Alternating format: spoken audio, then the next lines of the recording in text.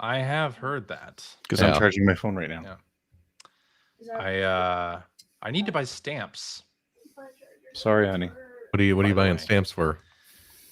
Well, I mean, presumably because you're mailing something.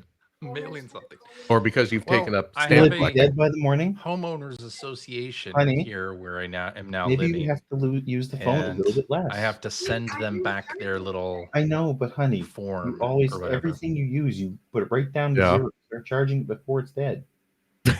Anyway, I've had a similar talk with my daughter. I'm sorry, I don't know what to tell you. That's hilarious. Give me the charger.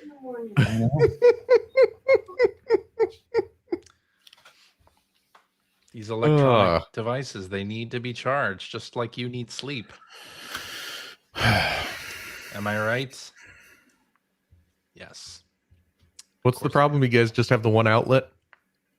No, just I mean, I don't know if you guys have gone through this because you each only have one kid, but like somewhere in this house, there's like an Everest-sized pile of those little charging blocks. Oh yeah, of course. Yeah. And they keep getting lost and they keep getting misplaced and cables keep not working anymore or keep getting lost. And I'm like to the point where I just, it's like, I have a cable. I don't care. Yeah. There it is. You know what you do? What?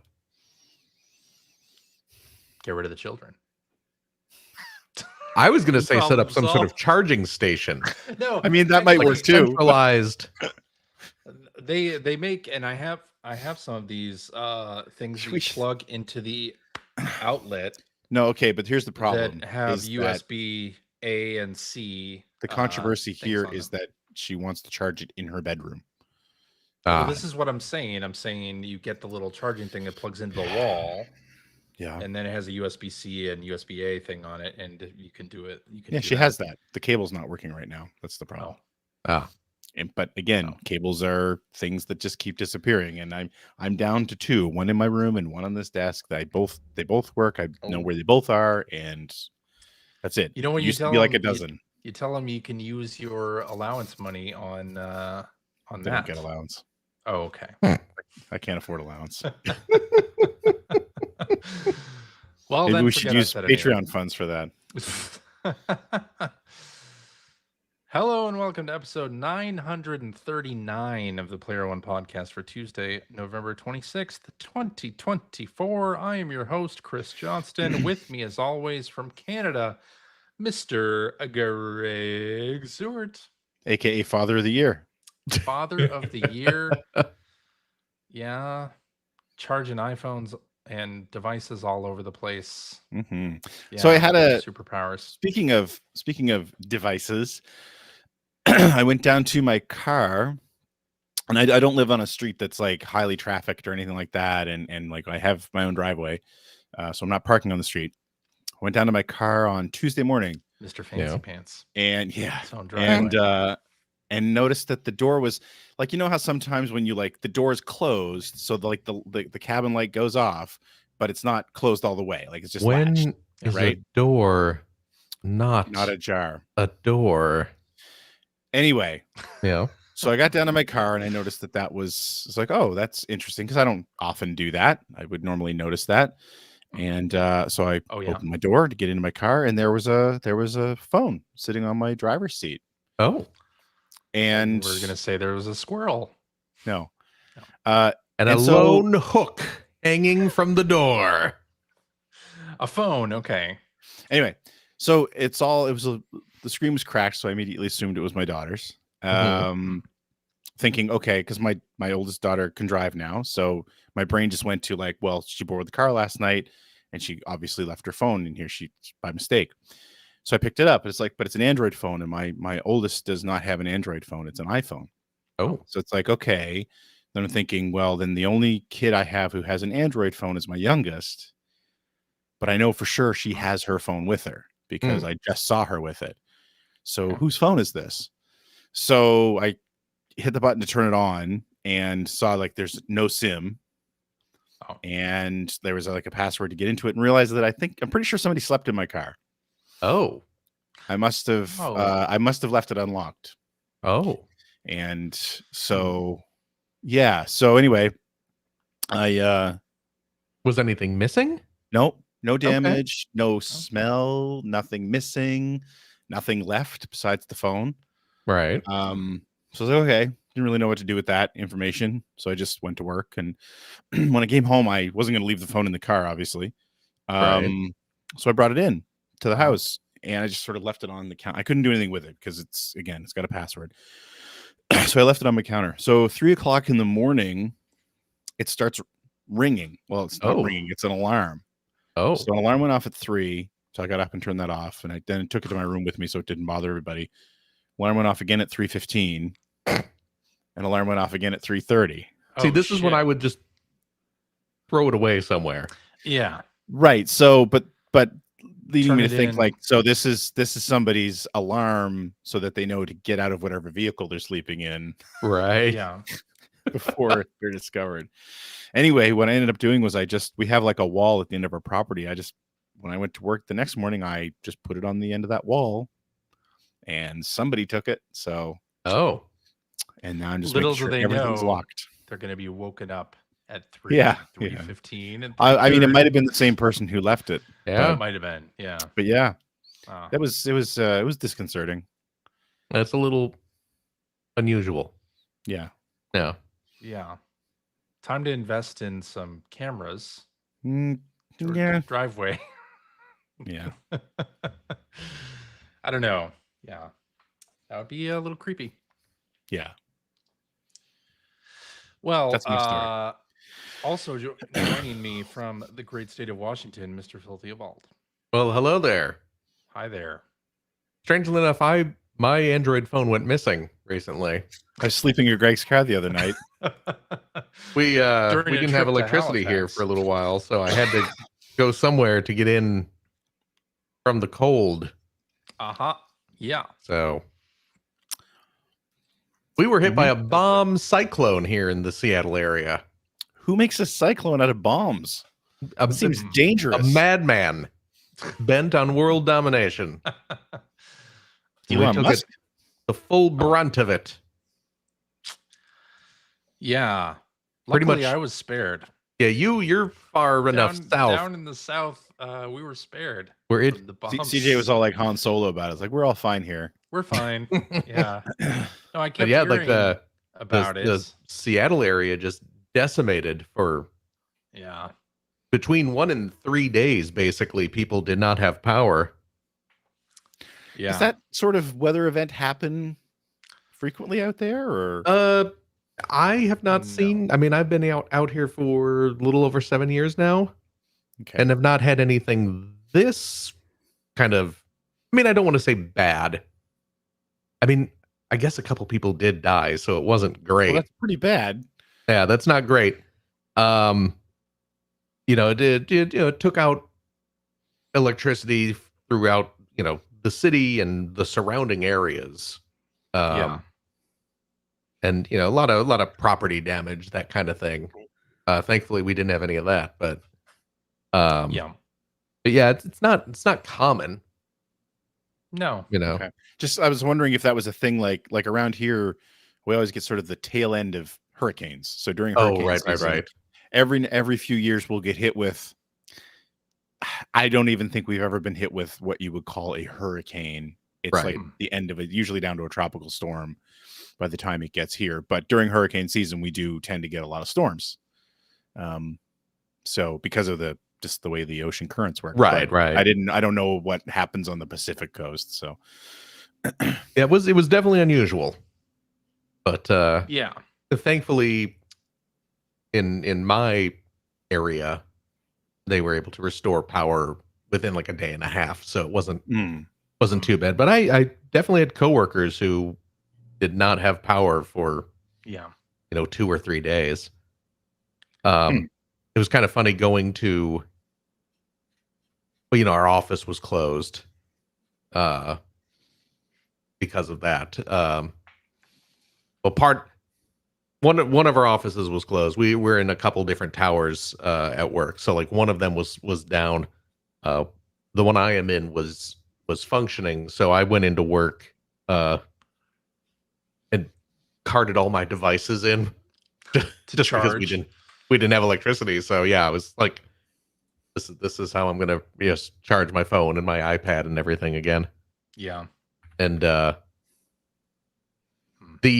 kind of common area in like downstairs in my office looked like an airport, because just like tons of people showed up and were sitting on the floor, and every little stray outlet people were charging their laptops and phones, and Right. clearly sitting on the floor doing their work for the day. So, but that's fine. We got through it. We survived. That's good. Yes. Our power, our lights flickered a little bit. Oh gosh, are you okay? Boy, sounds harrowing. I still charged up all my devices. And oh, thank goodness. Yeah. I texted Adrian. I was like, make sure your devices are charged. We're gonna get some weather. Yeah. Yeah. It was did you do the dad thing? Like, we really needed this rain. No, I didn't. I heard that all weekend, because we actually had quite a rainstorm yesterday. Oh, really? And it has been a very dry summer here. Well, and the thing was, there wasn't even really that much rain. No. I mean, this is Seattle, so it's rainy anyway, but it's good. Yeah. It was pretty much mostly wind. So, yeah. Well, Greg, we got this last week, and I didn't bring it up, but Hacker Alias, It's All Jazz, wants to know. Well, they say we need a CPAP update. So, sir, you want to give us an update with your CPAP explorations? Explorations? Your deep sea diving. It has. Night. I mean, you both, I think, said this, and actually a couple of my local friends who. It's funny when you bring it up, because then you realize how many people are using them. I know. Yeah. But for some reason, no one talks about it, which kind of pisses me off, because I really think we should be. So, hey, welcome to the show. Yeah. This is like, I mean, when I brought it up here, podcast. Like, you two never mentioned that you're on these things. Well, and I've mentioned it before. Yeah. Oh, well, I don't remember it. Anyway, I've mentioned it. I mean, so again, keep to find out. Keep in mind, I started using it like 8 years ago. So that would have been when I brought it up. Yeah. Okay. Mine would have been like 3 years ago. Yeah. But anyway, it's life-changing. It's just wait, let me tell you this. The worst part of that power going out. Oh, shit. Was I didn't get to use it that night. And there were absolutely a couple times when I woke up just like unable to breathe. And see, that was the big thing for me, is that before I was using it, I didn't wake myself up. No, I didn't either. But people who could hear me while I was sleeping would say, like, you sound like you're dying. Oh, yeah. Dana was like, she was delighted when I got mine. Yeah. And it's funny because my buddy Jim, he keeps sending me stories about people who, not necessarily died, but just that some extremely negative things happen because of sleep apnea. Right. Like there was somebody, Imran Khan, journalist. Yeah. Was I the one who had like a mini stroke? Yeah. Yeah, that was the story he sent me. And then he says, like, and it's kind of touching, actually, because it's like, it's not, it's a good thing you did something about it. It's like, I'm glad you did something about it. Yeah. But yeah, it's scary as hell, man. But I'm completely used to it. I still feel like I look ridiculous, but I don't really care. Oh, of course. But like I'm completely used to it. I sleep so well. Like, the thing that I've really noticed, and I didn't realize this was an indicator before this, that I wasn't sleeping well, or that I had sleep apnea. But I would always wake up in a different position. I would thrash around a lot at night, which I just thought was normal. And for some people, it is normal. But ever since getting this, when I roll over to go to sleep, like, I go right to sleep. Yeah. And I wake up in that position. And it's like, it's deep sleep. Before I would go, and even if I got 8 hours, I thought I was getting 8 hours. Like, I'd get up in the morning wake up my kids so they get ready for school, and then I would have to go sit down and basically almost doze off. Like, it just felt like I've been hit by a truck. So, and I just don't feel that way anymore. That's great. Good. Yeah, it's so amazing what a difference it makes. So easy to get used to. I'm so happy. Yeah, I'm right there with you. It's fantastic. My wife had gotten us these little shelves that like attach to the bed, like the bed frame, so that you don't have to have it on a nightstand. You can have it a little bit closer. Maybe I'll put that in the show notes. Link to that. It's very nice. My nightstand is like literally right next to it, but that's a good idea. Yeah, mine is as well. So yeah. Well, anyway, welcome to Old Man Corner. Go get tested. It's so easy to get. Like, get a sleep test. A sleep test was like, I don't know how it worked for you guys, but it was a ring basically that I wore. Like, that's how simple it is. I mean, there was nothing to it. I paired it to my phone. It wasn't. I guess it wasn't really a ring. It went like it was like almost a. It went over my thumb. Vitality sensor. Basically a vitality sensor. Yeah. And then I dropped it off at the place the next day, and they analyzed the data and sent me a report. And the report was, "How are you still alive?" And come in and get a machine. Yes. And it literally took 2 nights to get used to. The first night was awful because you had something in your face blowing air up your nose, and it just was really weird. But it took like 2 and nights. You're used to paying for that. That's right. Yeah. Used to be just, how am I getting this for free? It kept you up. I get it. As you get older, you got to pay for things to keep you up. That's exactly just how it goes. My sleep test was like a head. You put this thing on your head, and it was terrible. It hurt. It gave me a headache. I hated it. That was my other big concern. Yeah, it was the worst thing, and I was so glad when that night was over. And then when I got the machine, I immediately took to it and was like, "This is the greatest thing ever." And now, if I travel, I need to bring it with because I'm kind of afraid to sleep without it at this point. So yes, Phil, I totally see what you're saying. Like, I would have been. I would have been a wreck. I don't get restful sleep without it. Like, it's just not good. Yeah. Well, anyway. Yeah. So that's the CPAP update. That's the update. Welcome to our video game show. Let's take a look at the news here. And not to put you asleep, but Donkey Kong Land is available now on Switch. So that is the old Game Boy game that came out in like the mid '90s. Yes. Not after the Donkey Kong Country remake on the Game Boy Advance. No. Okay. That's right. No, this is the portable black and white version of Donkey Kong Country. Yeah. I don't think I'll be playing this. I'm glad it's available for those who want it. I'm glad it's available. Yeah, exactly. For those who might have nostalgia for it. That's not me. It's not me either.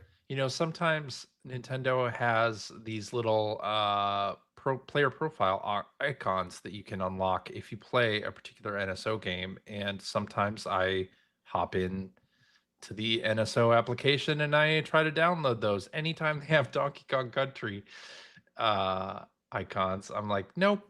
I guess I can take off this week, not deal with that because I didn't even know that was a thing that happened. Oh, really? Yeah. No. Yeah. Oh, yeah. They do it pretty regularly. Like with new game releases, they do icons, and then they also do it with the NSO retro stuff. Yeah. Often. Yeah. Interesting. Kind of nice. Well, anyway, hey, Star Wars Outlaws. We all love that game. As evidence, one of the many games released in 2024 that I played for a few hours and never picked up again. Yeah, well, you might want to pick it up again now because that patch that had all the quality of life stuff is out and available, and as part of it, they have removed stealth from almost all quest objectives. So that is like one of the headline features of this patch. Now, if you get caught, you can actually just shoot your way out of whatever. Just like you can real choose life. to shoot your way out of it, which I think I said this before. Like, they start letting you do that in the game anyway, but early on, if you get caught, you have to repeat the whole mission. And Yeah, it was terrible. it was awful. Yeah. And why did they do that? I have no idea.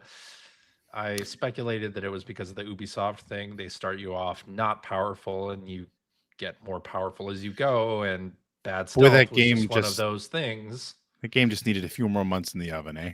And some user testing. I don't know that they would have removed stealth from it, the forced stealth, even with a few more months. I think they needed player feedback. Yeah, that's what I mean. Some real play testing to have this removed. So but that's kind of where we are now, right? Because we're all just beta testers. I'm okay with that, actually. I'm not. I'm okay. You with that. are? I'm all right with it. Yeah. No, I hate Because paying back in the $100 for day, something that's not finished. If a game came out that you wanted to play and you were really looking forward to, and it had a shitty part like the forced stealth, they would okay. So you're no way to. I think we're talking about two different things. Okay. I understand being happy that they can fix problems now. Yes. Post release, but what that's translated to has been rushing something out the door when it's not finished. We can release a game. Completely different things. We can knowingly release an unfinished game, right, and then spend the next 9 months finishing it. Well, it's not. Oh my God, we missed this. It's get it out the door, and then we'll try to patch it. But it's still not done. Ubisoft, I think, financially, they probably needed to launch Star Wars Outlaws. They couldn't hold it. So. Yeah, but that's not great for the people who pay $100. That's what I'm saying. Is that for their unfinished game? You're right. It's not good for that, and I a think problem. They're paying the price. For a problem, by the way, in the that is solely on the executives. The two of you are just talking. The court of public opinion. I just want to make sure that people know that I am not blaming the developers for this. No, this is 100% on the suits. Yeah, the people who are looking at the budget timeline and sometimes you have to. I mean, you push it out, right? Well, that's the thing, and I mean, I guess that's kind of what I'm getting at as well. In the aftermath of their quadruple A Skull and Bones release in the spring, like they probably had to. Yeah. I don't want to tell Yves Guillemot how to run his business, but it's just another example of poor planning. Yeah. Anyway. Well, anyway, hey, Dragon Quest 3 HD 2D. There's a quote from one of the producers when asked what other Square Enix game they would like to see get the HD 2D treatment next. They replied, Final Fantasy VI. And so does everyone else. So does everyone else. Everyone else. Square Enix, pay attention to your producer. Oh my God. No kidding. The quote from producer Masaki Hayasaka is, it's not that we have concrete plans for this, but personally, I would have to say Final Fantasy VI. Octopath Traveler, the first HD 2D title, was developed while referencing Final Fantasy VI as it had the highest quality pixel art. I would love to see how the game we referenced would look in the HD 2D art style. I absolutely and wholeheartedly agree. Square Enix, they even dabbled with it a little bit, right? Because the opera scene in the Pixel remaster is done that way. Done that way, yeah. That's true. But apparently Dragon Quest 3 HD 2D is selling exceedingly well in Japan. Good. And probably doing pretty well overseas too. And hopefully that means we get more of this stuff, because I am totally there for it. Yeah. All right. Well, PlayStation Portal owners, of which we are 3 right here. So half of us. have the PS Portal got a software update this week that improved some things. First of all, it improved the quality of streaming locally. So if you were somebody who tried the Portal before and you noticed a little bit of micro stutter in gameplay, that now is gone. No micro stutter when playing remotely, which is awfully nice. Yeah, I found it tolerable. A lot of people did not. Yeah, I So agree. It was a thing. It didn't bother me too much. it didn't bother me, but it did bug me. Yeah, it was there. Well, it's gone now. So that's a great little update there. And then additionally, if you are a PlayStation Plus premium member, you can now test cloud streaming for select PS5 games that are available on the PS Plus game catalog, which includes Grand Theft Auto 5, which I tried using the cloud streaming beta, and actually it worked really well. Oh, did it really? It worked. I haven't tried it yet. It worked very super good. well. So when you when you update, and then it mentions that, hey, I can also stream from the cloud now, you put in your PS Plus, your PlayStation login credentials. It gives you a new heading when you turn the system on, whether you want to remote play or play on the cloud. And it works super well. It's great. Yeah. So highly recommend updating your PS Portal software and trying out the cloud beta, but also trying out the improved remote play, because it is great. All right. Let's see. I think that Greg added a new news story to the outline while we were talking, and so you're gonna introduce this one, Greg. Yeah, so it was just a cool little thing that happened this week, but of course it's controversial for some reasons. Which is that, of course, the Sonic 3 movie is coming up. The Sonic 3 movie trailer, I think, comes out this week. A new one, anyway. If there has been one already. And so to promote this, Sega actually sent Genesis cartridges, Sonic 3 movie Genesis cartridges, to various media outlets and influencers. And it's in a traditional Genesis game clamshell. And it works in your Genesis. Really? Yeah. What's on it? It's a bunch of Virtual promo VCR. posters. Yeah. A bunch of promo posters. A little mini game that's not much of anything. It's Sonic running towards the screen with Shadow chasing him. Okay. But apparently if you use a cheat code, it jumps to something. It just says, it opens up a new menu option that says trailer with a question mark, but doesn't do anything. So I'm not sure what that's about. But yeah, so it's a cool little thing, right? Because it's an actual Genesis cartridge. It's in a clamshell. It's got like the red Genesis bar treatment on it, and then just a render of probably the movie poster. Of course, the controversy being that it was only sent to media outlets and influencers, and probably is not for sale anywhere. Someone will rip that. Someone will rip it, yeah, and hopefully somebody will make a slipcase for a clamshell, because that's really cool. And absolutely, if somebody starts selling them, like bootlegs of them, in decent cartridges, I will be jumping all over that.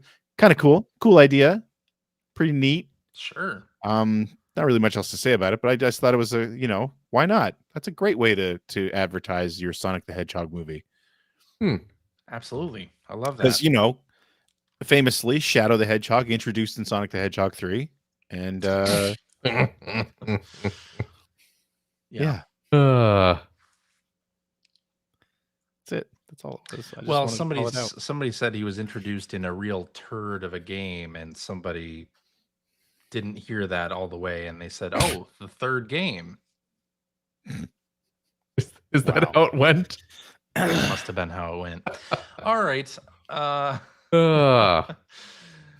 We're all done with news, so let's hop into what we've been playing. I'll go first. I booted up Tetris Forever finally.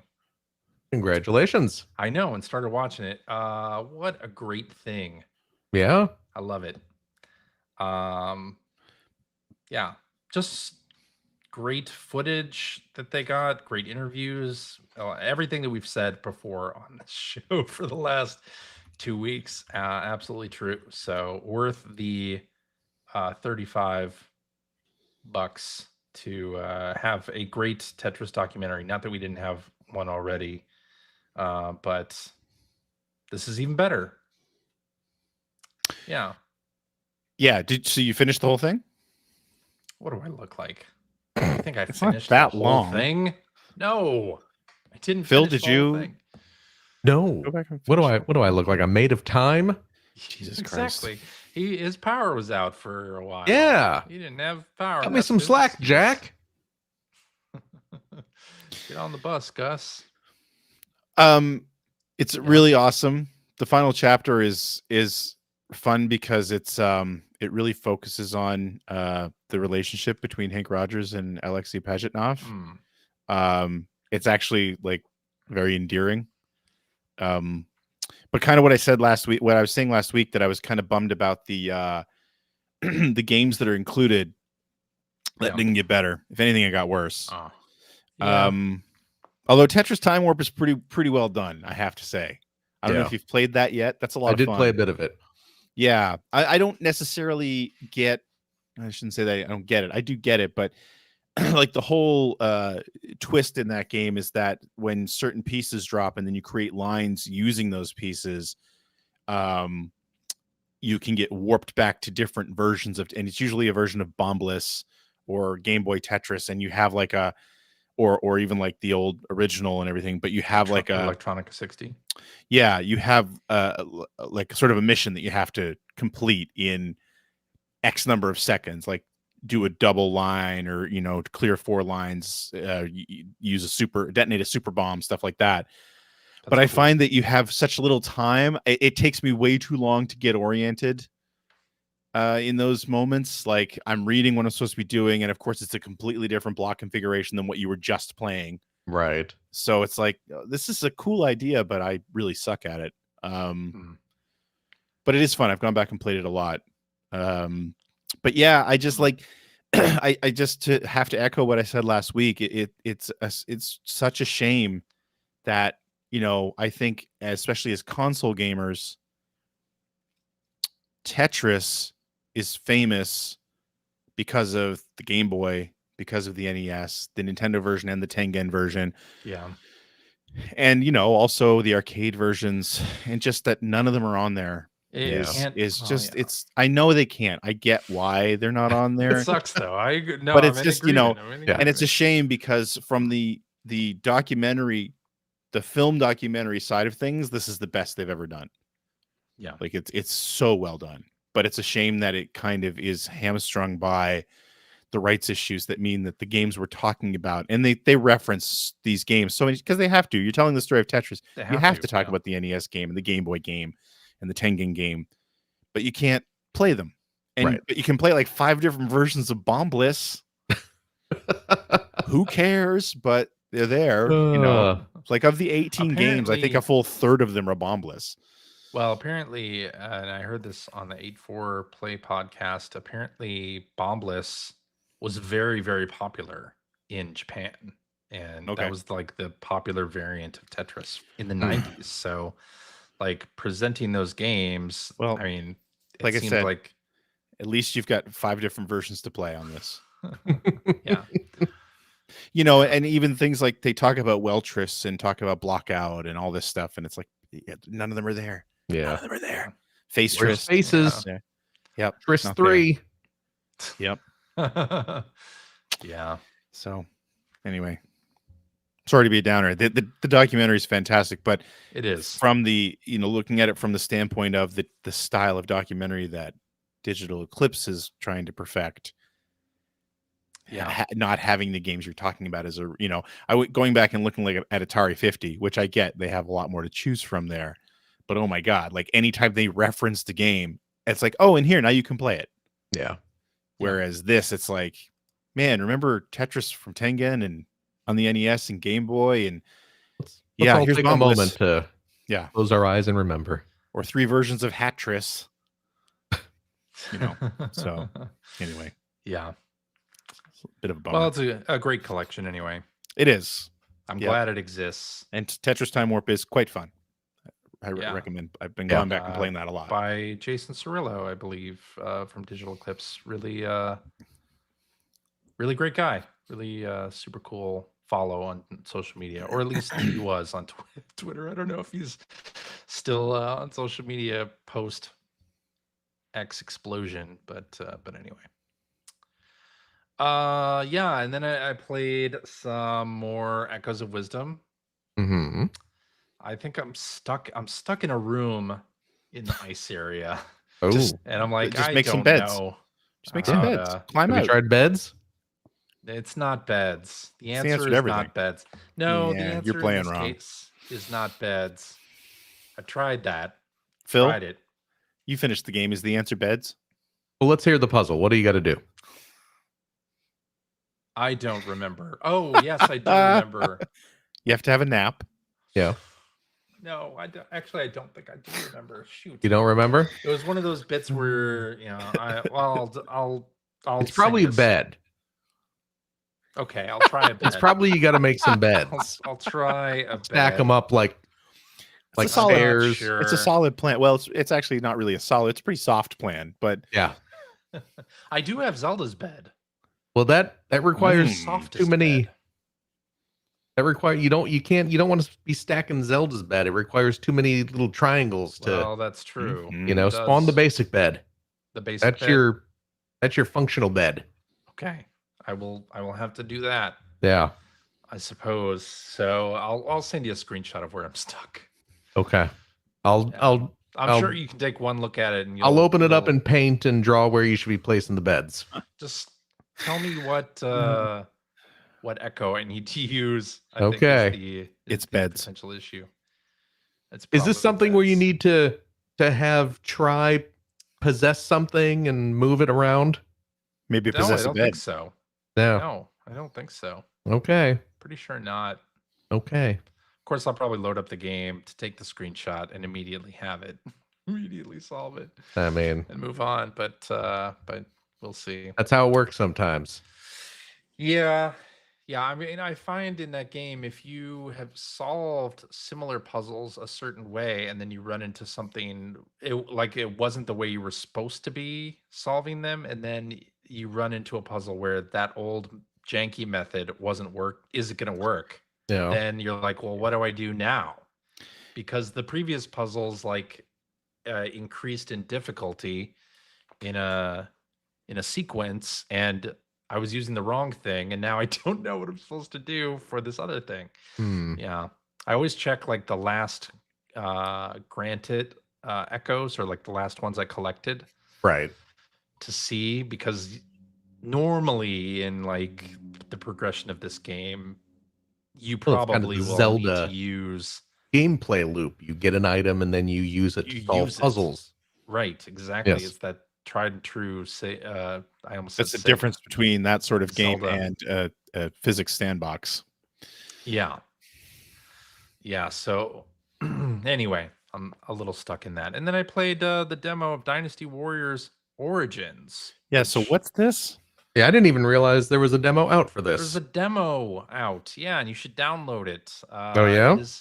It is a new Dynasty Warriors game from Koei and the Omega Force team, and it's sort of they're rebooting it.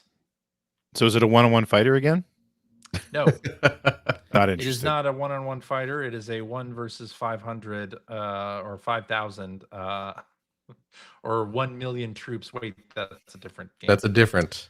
But it looks great. It looks really good, and unfortunately, well, I have two criticisms. One, the text is so goddamn small. Maybe it's just because you're so goddamn old. Well, that is a possibility. I haven't. Have you tried hooking it up to an HD TV? I have a 65-inch television and there's a your couch problem. that is, 10 feet away or less, and I was struggling to read the text. Oh my goodness. I was like, I hope there's an option to increase the size of the text. But and I have old man eyes. That is true. But then the English dub, not that great. Oh yeah. I was kind of surprised. I was like, at this point, Koei is no stranger to needing to localize Dynasty Warriors games into English. I think they would do a little better on that. I don't know. It's a little strange, but I'm curious to see what you think of it, Phil. I'll have to try it. But yeah, I enjoyed it. I mean, it's the Dynasty Warriors gameplay loop. Here's a big battlefield. Here's some points. Now you normally don't like the Warriors games unless they're like normally don't. You're right. Attached to a franchise you enjoy. Yeah, they need to be attached to a franchise, but and you don't like you love Zelda. Be cool. I do. But like Chinese history? Yeah. That's Dynasty Warriors. I don't know. That's Dynasty Warriors. Yeah, I could get into it. Maybe you're going to learn a little history. I would like to try. Call some history. Call it a little ridiculous. I'll be honest. I've learned some Chinese history. I've learned some Japanese history from playing those games. Okay. Your buddy Mike has actually read those Romance of the Three Kingdoms novels. Oh yeah? Yeah. Because he's crazy. I'm not going to read. No, that's for nerds. I know. Besides, the subtitles in this are too small. I can't read anything. But yeah, I thought it was pretty cool. And yeah, I was trying to figure out how to run, and I think you hit R2, or is it L2? D2 or L3, and you hop on a horse. I was like, oh, this is cool. All right. There you go. They stole that mechanic from Zelda Echoes of Wisdom. I'm on my high horse. With Epona? Yep. Yeah. But yeah, I quite enjoyed it. Well, good. Yeah. What did you download that on the PlayStation 5? Yeah, PS5. Okay. Yeah, give it a whirl. Try that out. Yeah, it's also available on Steam and maybe other platforms as well. But all right, that's all I've been playing. So, Greg, what do you got for us? I was playing some Tetris Forever, but I already talked about that. And then otherwise, did you finish it? Did you finish it? Did you get the final kill screen? You clear all the lines? Sure. I don't believe you. Did you make the space shuttle take off? Oh no, wait. That version's not in the game. Oh. Can you really say you've played Tetris if Mario hasn't watched the space shuttle launch? Exactly. No. Well, that's coming to NSO at some point. I think they said by the end of the year. I don't care. By the end of the year, it'll be out. So I do care. I'll play that. But yeah. Me too. But I ended up getting Dragon Quest 3. HD 2D. Yeah. And boy, oh boy, is that game pretty. It is so pretty. Crap. Yeah. Is that game pretty? Yeah. Like I'm floored by how good it looks. It really does. And sounds too. The music is fantastic. Stellar. Yeah. Stellar. You have the Tokyo Metropolitan Orchestra doing the tunage. Oh, really? I didn't know that. I think anyway. Just guessing. Jesus. And it's got all the quality of life stuff that you want. Although I find that they I didn't say they hid some of it. Like doing the sort of auto equipping thing is like a little button prompt to hold triangle when you're in like sort of the top equipment menu and stuff. Like some of those QOL things that they add to these old role-playing games I feel like they're in weird spots. Like I just only discovered tonight that you can actually save anywhere, but you have to do it through like a different menu. Oh, really? Yeah. Like you can just put your system to sleep, and as long as you don't launch anything else or it doesn't update, you go back to where you were. But otherwise, it was like it really seemed like, this is old school. I have to get back to a church before I can save. It's like, this kind of sucks. And then tonight, I realized that if you go into like the options menu, there's an option to stop playing and return to title. Oh. But it's like it's buried in a completely different screen. Well, they don't want you to abuse that, right? Okay. So, which was good because I finally hit the point in the game where I feel like it's starting to ramp up difficulty wise. Like I'm trying to climb this tower where the enemies have just gotten much stronger. The game's pretty stingy with gold. So I haven't been able to buy all the best equipment, but I keep sort of charging forward anyway, and it's a long walk between that tower and the last town you're in, even if you're running, because they did add that as well, a running command. Running seems like you got to do some grinding. I do. That's what I'm saying. So I've gotten to the point where that's a thing now. So I've also coincidentally gotten to the point where I turned the difficulty down. So you're not doing normal. You're doing. I was doing normal, and then I've bumped the difficulty down, which you can do mid game. But you know what? It's not a cakewalk. Still, it's still challenging, and you still have to do some grinding, and it's just a little less chance of your characters dying, because I was having that happen. So yeah, I'm happy that I got to change that. But God, the game looks so good. It does. Final Fantasy VI needs to be done like that so badly. One thing that I don't understand. Yeah, one thing that I don't understand, and I don't remember this because I did play through Dragon Quest III on the Game Boy Color when they really re-released the Game Boy Color version, which was pretty much just a remake of the NES game. But clearly you're supposed to swap out your characters every now and then, recruit new ones, maybe. Party members. I don't understand when or why I would do that. Different jobs will give them different skills. I don't think is that something you unlock later, like different jobs? It must be. Well, there are different types of characters that you can create from the second floor. Right. No, I get that. What I'm saying is, like, are you expected to create a party right at the beginning and carry that through, or is there a reason to go back and change them out? And that's a good question. I don't know. Like, I just took I don't know. The default party, and then I'm listening to podcasts that say you shouldn't do that. I'm like, oh, well, maybe I should go back. The default party, the two magic users are kind of suck. Kinda weak. So yeah, I might go back and mess with that a little bit too, but I mean that I don't know if that's sort of a nitpicky thing. It's one of those situations where it's like, I don't quite get, am I meant to be swapping them out regularly, or is it meant to be that I've more like an original Final Fantasy thing where I've created this party and now this is what I want to finish the game with, you know what I mean? Yeah. Because it feels like there's a fair amount of stuff you're missing out on by doing that as well. I keep picking up all this equipment that I can't use, and meeting a bunch of monsters that I'm recruiting. Well, I do sell it, but anyway, still really great. I'm hoping this is 2024, man. It's just filled with games that I played for a few hours and didn't go back to. And I really, really hope that this is one that's going to hold my interest right through till the end, because here's the problem. The last few big ones have not done it. And that's not too many good games. It is not me. It's not me wanting to move on. It's because I don't do that generally. If there's something I'm interested in, I'll play through it. But like Star Wars was not it. Zelda was not it. It kills me, but Mario and Luigi was not it. As badly as I wanted it to be, I have not turned that game on in a couple weeks. Have you considered maybe you have outgrown video games? I'm starting to worry about it. There you go.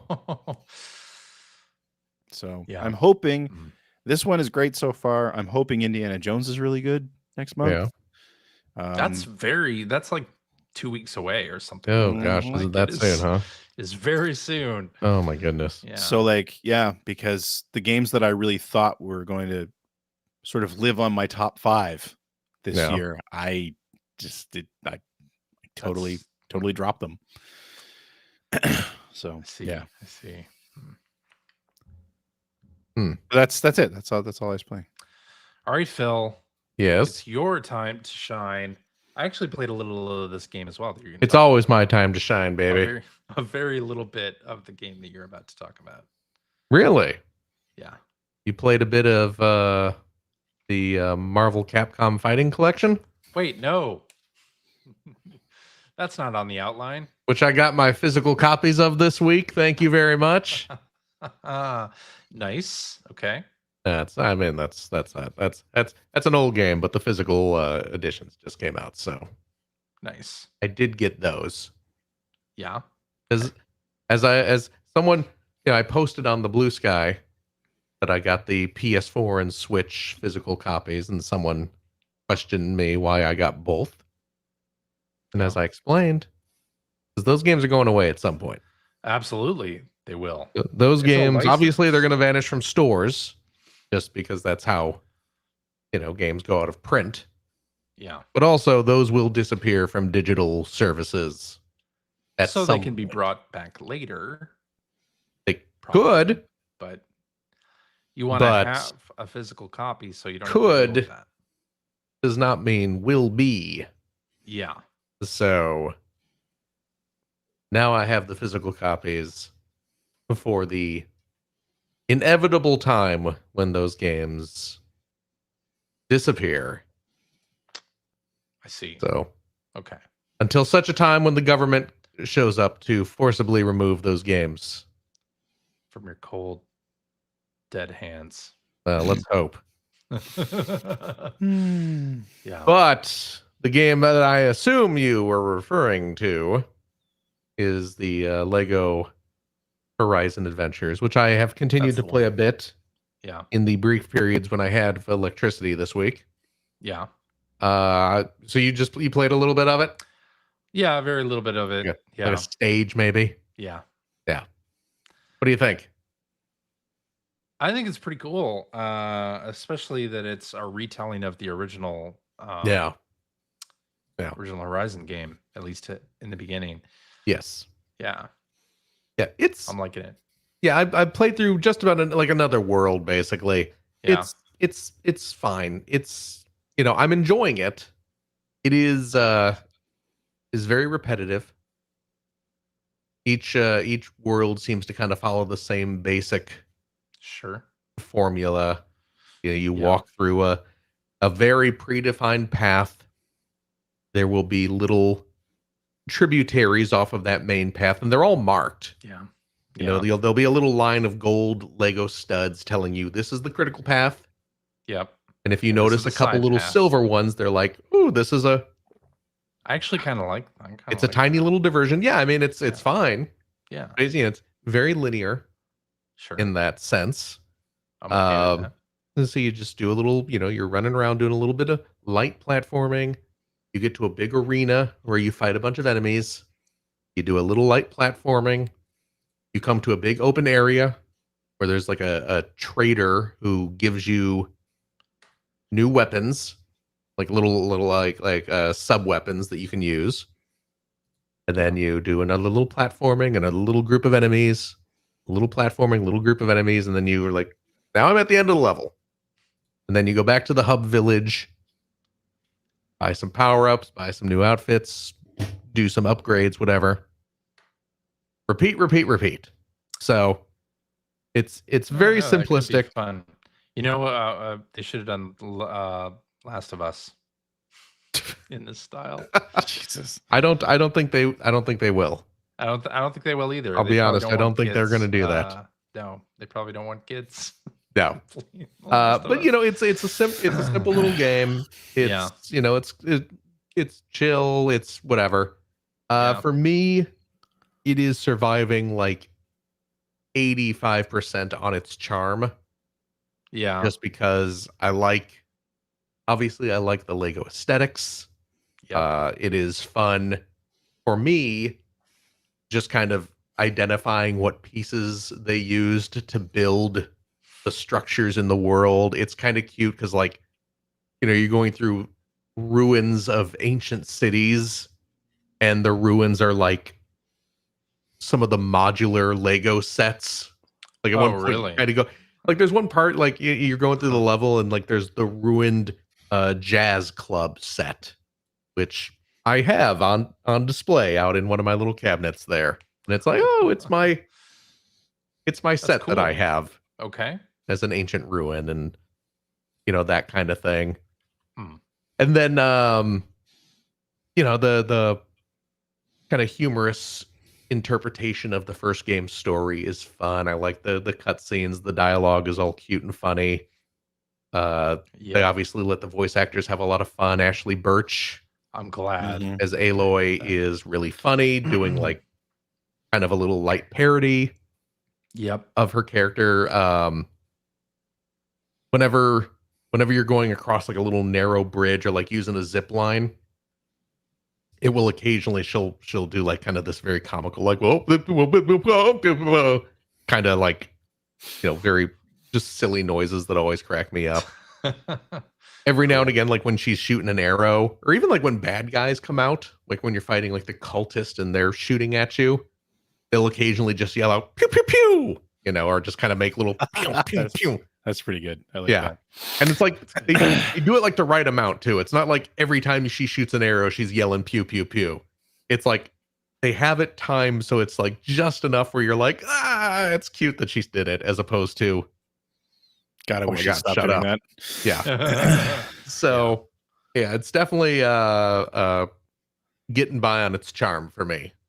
Cool. But I could see why some people would not that would not be enough for some people. Yeah. But I'm having fun with it, just kind of slowly going through it. And again, it's supposed to be like an 8 or 10 hour game, so but I do kind of want to get through it. Lego Ratchet and Clank would be good too. I mean, Oh, that would be great. If you bought the digital deluxe edition, yeah, you get a couple extra outfits. And one of the outfits, there's like you can dress up Aloy in like a Sackboy, like a Lego Sackboy minifigure, and then there is a Ratchet outfit and a Rivet outfit as well. All right, I'm gonna see if there's an upgrade that I can buy. There is. Okay, because I bought it. I very well may. It's $10 gets you. Okay. Well, then yeah, whatever. I forget what else is in the digital upgrade, the digital deluxe upgrade, but yes, certainly the Ratchet and Rivet costumes are part of it. That's awesome. And it's kind of cute. And again, this is me being a Lego nerd. The Ratchet skin, you know, she has like the Lombax ear helmet, which is, you know, not an existing Lego piece, but you know, yet. Y'all got the digital files. Yep. You could just load those CAD files into a Lego extruder and go nuts. But when you have her in that outfit, she actually has Clank on her back. And the Clank, again, this is just 100% me being a Lego nerd. So probably a couple years ago at this point, Lego made a little baby minifigure piece. And it's just, you know, it's a tiny little, like one little piece. It has a separate head, but it's just a teeny tiny little baby piece that is scaled to the minifigures. And they came out with another piece that's a little like baby carrier, like one of those ones you wear like over your chest. So you just, you know, you pop it under the minifigure's head, and then the little baby piece slides in, so you can have a Lego parent carry around a baby. Okay. But they have that little baby carrier piece on backwards, and then they have the little baby Lego piece repainted as Clank, just sitting in the back. And I was just great. Like, I really just give me a toy of that. That's all I need. Yeah, yeah. So they should. But yeah, so it's cute. It is very cute. But yeah, I kind of want to like I said, it's fairly repetitive. And having gone through like 2 worlds now, I'm just like, you know, this does kind of seem like I'm doing the same thing over and over again. And I want to get back to ease, so we'll see what happens. But there's so much coming out. There's so much out. There is, yeah. You know, we were talking about the Star Wars, yeah, which I put down after I'm bouncing off of it because they're the stealth. Finishing it. Yeah. But now it's like I want to go back, but I got Ease sitting here. I got Indiana Jones about to come out. I got quite frankly another Ease, Oath and Felghana, comes out in January. And then Pirate Yakuza. That's going to be leading right into Pirate Yakuza. Yeah. So I don't know. We'll see what happens. There you go. But you know what else I got this week? Tell us. It's not a video game. If you follow me on the Blue Sky, you've seen this. I bought myself a 3D printer this week. Oh no. I've been wanting a 3D printer forever, and I finally pulled the trigger this week because Black Friday sales were happening, and I saw some reviews, and I the one I got, and it's sitting down here on the floor next to me. I need to buy a table for it. Okay. Because I originally had it up here. I had it here on my table behind me. Yep. The problem is this is an old table, and it's a little wobbly. Oh yeah, you don't want that old when you're trying to 3D print stuff. Well, you know what the thing is, because the one I bought, it's a Bamboo Labs, and it's their A1 printer, and it's kind of their low end, consumer friendly model. You know, it was I think it was like $400 because I got the printer, and then I bought and it came with like an additional thing to hold like 4 spools of filament. And it's very nice because it's relatively cheap for a 3D printer. It is very easy to, like, I can figure it out, so it's easy to use because I'm an idiot when it comes to this kind of thing. And it's like fast, like it I mean, you know, stuff can still take several hours, but you know, things that would normally take like 2 hours take 20 minutes to print. Okay.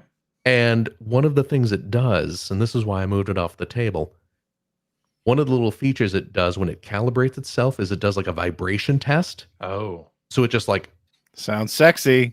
Oh. Trust me. It is. But also trust me, the little plate like gets too hot. And that has resulted in issues. But it will start rapidly vibrating. You know, it's got like a rumble pack built into it. And it'll just go and just start vibrating super fast, so it calibrates too much itself. for your table. Yeah. Really. So if it gets jostled during a print, it can compensate and not screw up the print.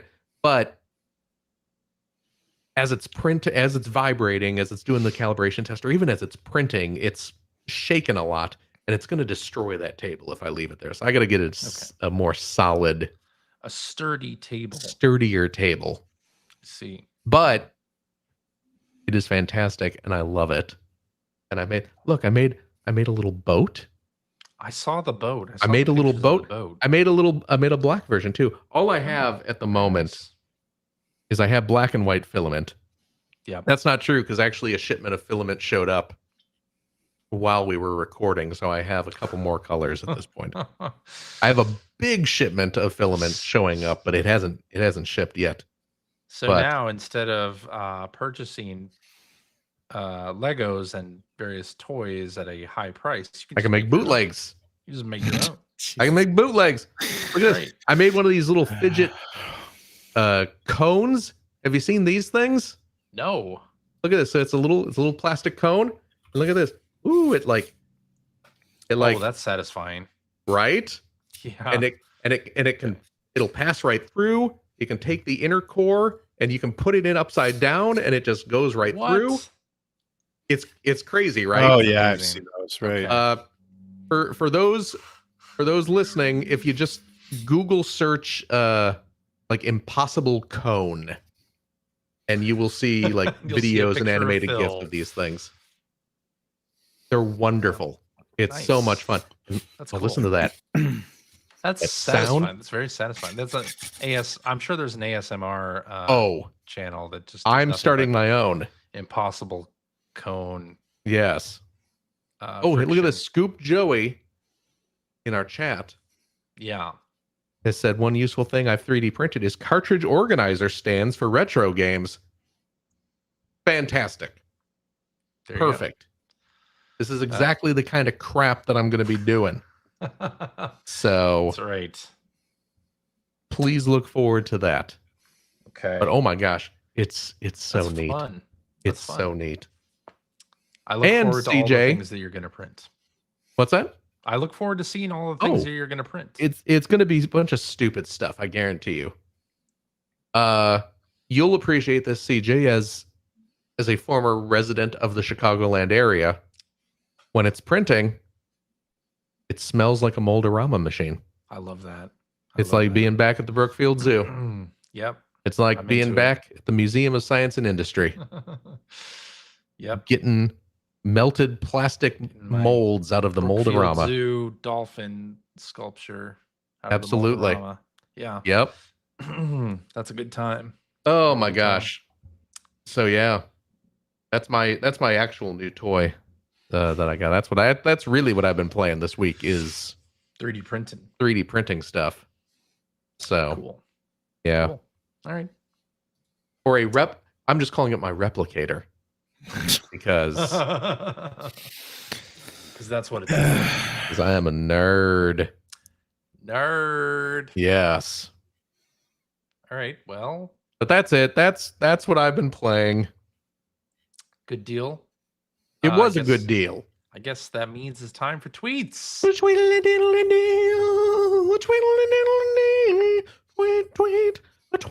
Tweet. All right. Let's do this one from listener Joshua, who says, I've got Switch 2 on the brain. If you guys could force Nintendo to add something to Switch 2, what would it be? Doesn't matter how major or minor it is, just something you would like to see. Thanks, guys. PlayStation support. Wow. Oh, I was going to say virtual console with all the games that were on the Wii, but that ain't happening. Oh, that's not happening. I'm going to say Street Pass. Do Street Pass. Yeah, actually, that's my real answer. Yeah. But that means I'd have to go outside. I don't want to do that. Yeah, well. But it was so much fun. Yeah, I do miss Street Pass. I miss Street Pass games. Yeah, those were. I miss Street Pass. Fun. I miss Swap Note. Yeah.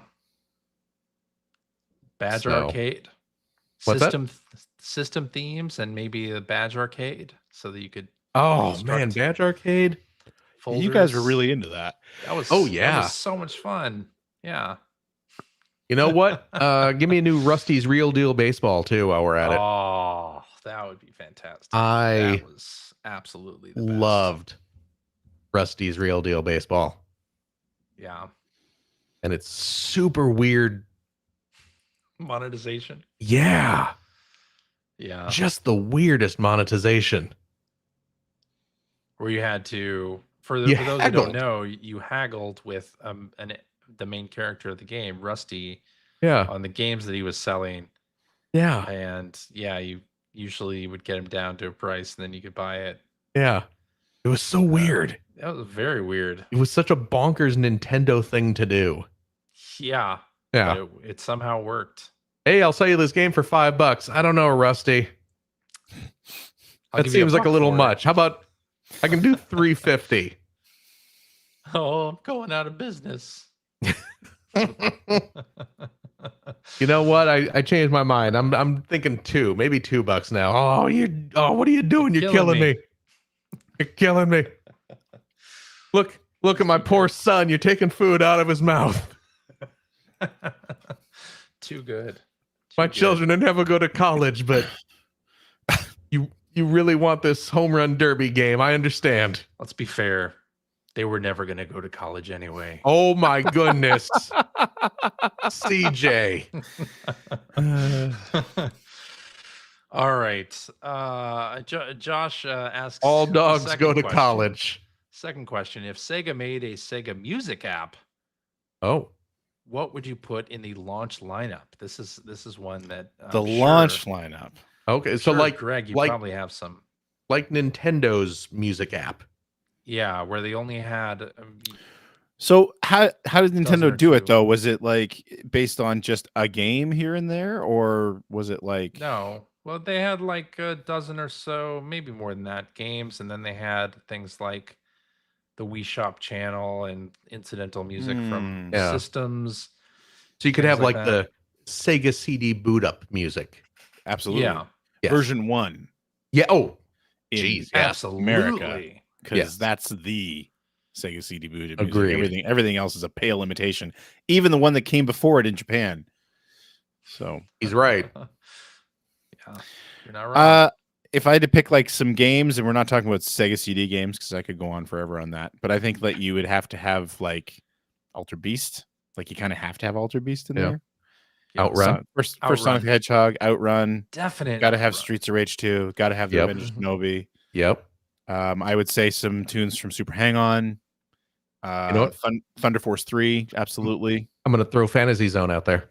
Oh, Fantasy Zone. Yes. Fantasy Star 2. Yep. Fantasy Star Online. Ooh. I'm just going old school here, but yeah. Yeah, but PSO, absolutely. You got to have, Bad Religion and The Offspring. Yeah, Can we get the Jet Set Radio soundtrack on there? Yeah. That'd be good, yeah. Good some afterburner tunes were all great. Yeah. Some real classics there. Yeah, I mean there's a lot to choose from, but those are the ones that come top of mind. Yeah. Shadow Dancer, also the Shadow Dancer soundtrack. Oh, you know what? Hedgehogs? Yeah, the first Sonic the Hedgehog. Okay, yeah. At least Sonic R and Chemical Plant Zone. Oh, Sonic R. Oh. Yeah. Sonic R. Daytona USA. You know what? Yes. Sonic Adventure 2, which is a game that I absolutely do not like at all. It does have a good soundtrack. But that soundtrack is outstanding. Yeah. Cannot deny that. Excuse me. The Shining series, especially the Genesis games. Yeah.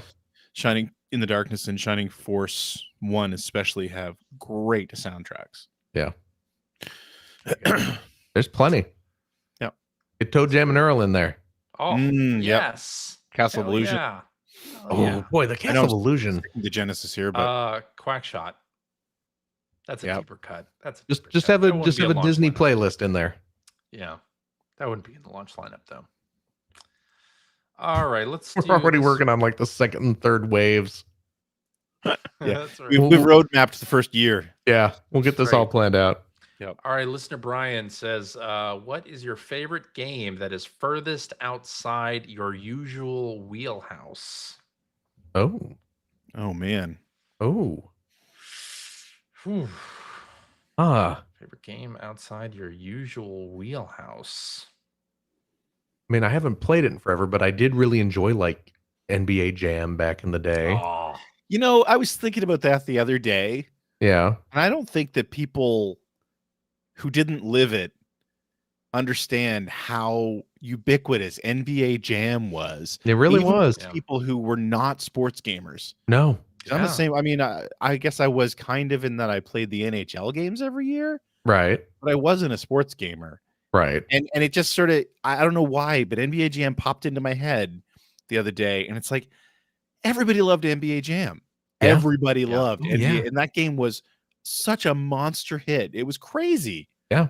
Yeah. It was a great game. And you didn't have to like basketball to love that game. No, you didn't. Yeah. Yeah. So that's a great answer. And Blitz to a Blitz smaller as well. degree. Yeah. I didn't think NBA Jam more, but I didn't click with Blitz as much as NBA Jam, but I did play a pretty healthy amount of Blitz.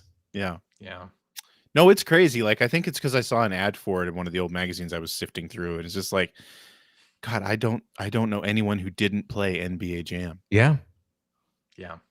And I mean, I'm not like a driving game guy, but like Outrun and Ridge Racer, I got into both of those. Same. And I mean, I still play Outrun whenever I can. Yeah. Yeah. But I don't know. What about you guys? Aside from like NBA Jam. I would say something a little bit more recent would be, and now I'm forgetting the name of it, that arcade simulator that I loved so much.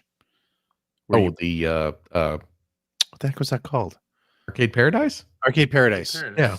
Just because that's not the type of, I mean, I like the subject matter a lot, but that's not the type of game I'm really into. I kind of like business sim.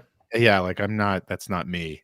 Right. But I really, really liked that a lot. It was very light. I think that was the reason why.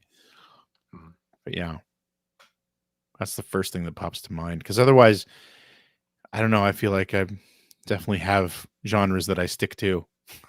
I mean, like, this is not the case these days, but like back in the 16-bit era, I was not into RPGs at all. Like those were just the kind of like I wasn't super into like the whole kind of fantasy genre.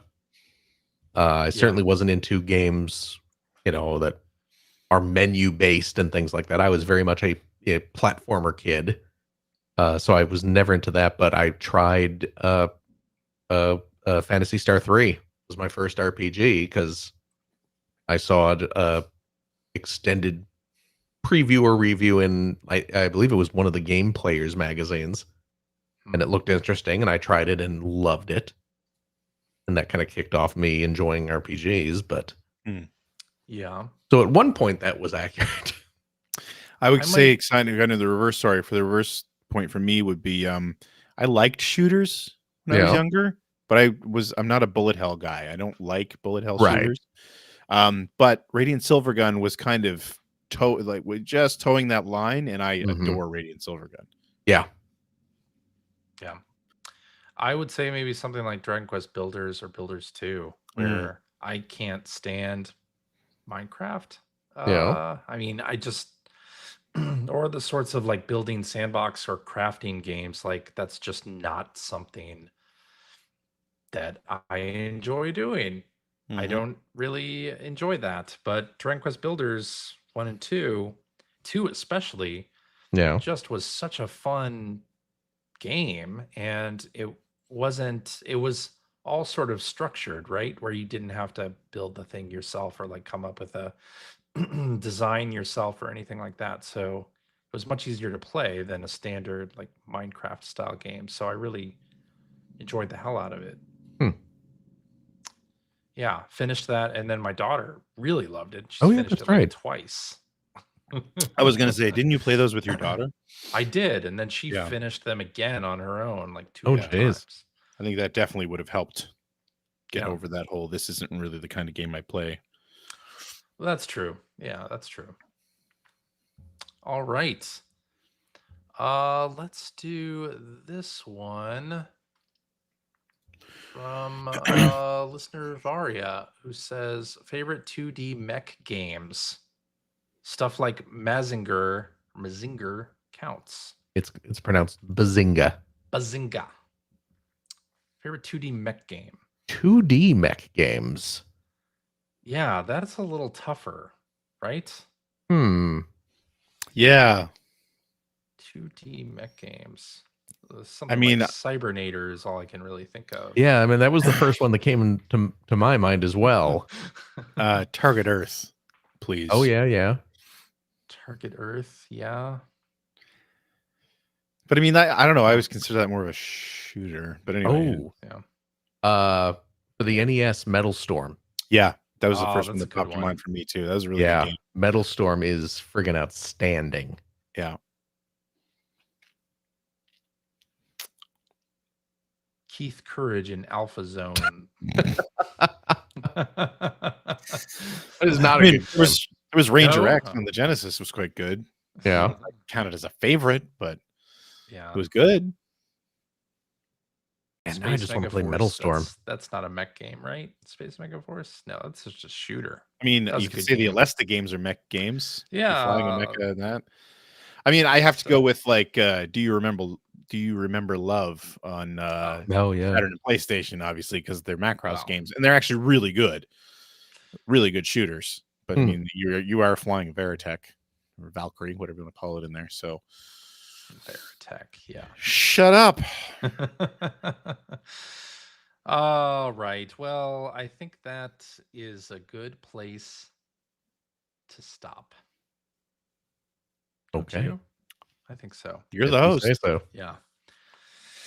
All righty. And that is our show for this week. Thank you very much for listening. If you have a question for us, would like to comment on something you heard, you can direct that to @P1 Podcast on various social media sites like Blue Sky and Threads, and also X. We're there too. But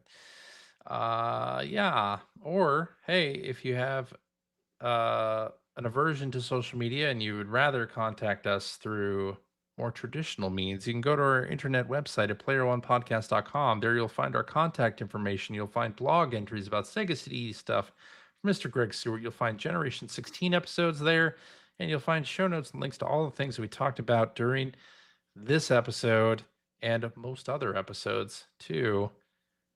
Although the website is old, and this past week I couldn't update it. So maybe it's a sign that we need to revamp our entire website strategy. Yeah, I'm sure we'll get on top of that. Well, Web 3.0 experience. Going Web 3.0. Okay, good. good. I know a guy who's real good at Web 3.0. We're going to be selling some Player One NFTs. We're starting our own. Starting Popcoin. No, it's called Baldness Coin. Oh, we're going old school. Going old references, I say. Goddamn right. They're not Allards. Allards. Allards. Yeah. Oh. How many baldness coins are? Can I get one Allard? Yeah. I don't know. I think Allard is bald, so one. Oh, it's a 1-to-1. You'll also find a link to our Discord server where you can discuss this episode with us and our other listeners. If you would like to subscribe to the Player One Podcast, you can do so by visiting playeronepodcast.com or by loading up one of your favorite podcast listening apps. We're also on Spotify. You can like us on Facebook. You can watch the video archives of our show on the youtubes.com/P1 Podcast, or you can watch us live most weeks on the YouTubes, the Facebooks, right? The Twitch.televisions. Just follow one of our many social media accounts to find out when we are doing our next live show. Typically, it is Sunday evenings at 5:30 specific time. So join us, won't you? And I'll tell you what, if you like what you've heard, and how could you, head over to patreon.com/P1 Podcast. Throw a few shekels our way.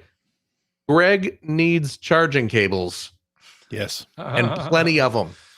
Yeah. I don't need them. I've got two of my own. You gotta get the ones that are fabric, like. Oh, he needs the fancy fabric ones? Fancy ones that are like monster cables that are indestructible. He only uses the best, and that means monster cables aplenty.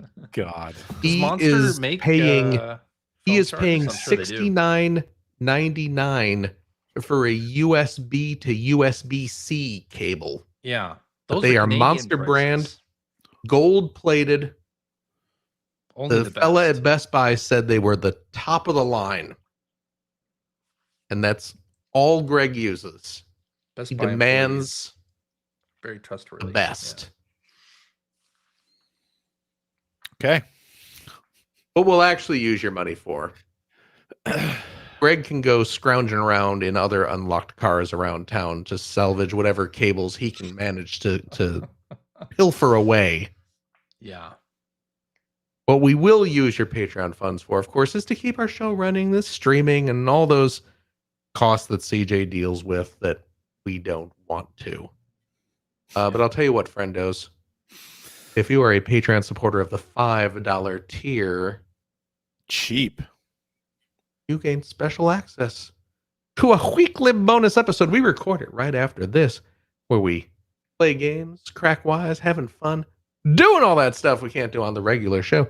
CJ? Yes. I'm going to guess. Give me a guess. And I'm playing the law of averages here. Mm-hmm. Based on the past several years. Yeah. Of us having games. Yeah. I'm going to guess. And you tell me if I'm wrong. Okay. But I'm going to guess that we have a game this week. Phil. Tell me I'm right. No. Time had to arrive.